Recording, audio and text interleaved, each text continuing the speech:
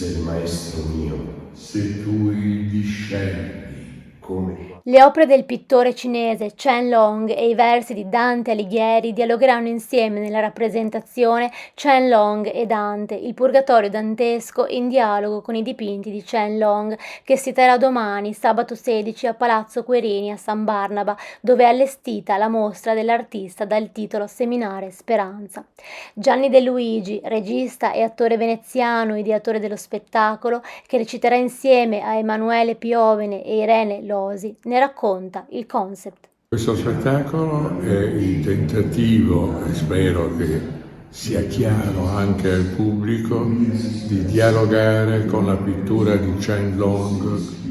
tra Dante e la sua pittura. Il tentativo è proprio di creare un dialogo, ma soprattutto i suoni, quasi una musica, perché i canti di Dante sono canti e suonano, e se uno si concentra nella sonorità e nella parola, nella scelta delle parole di Dante, trova tutti i legami con la pennellata di Chen Long e questi chiaroscuri che lui ha. Queste figure emergono sempre da uno sfondo più scuro. Ho scelto tre canti fondamentali: la fine dell'inferno, il 34esimo canto,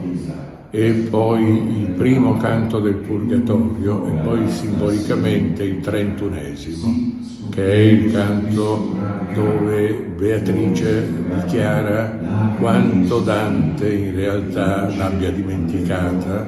e lei come donna rivendica il suo diritto ad essere amata. A quel dinanzi il mordere era nulla verso il graffiare, che talvolta la schiena rimanea della pelle tutta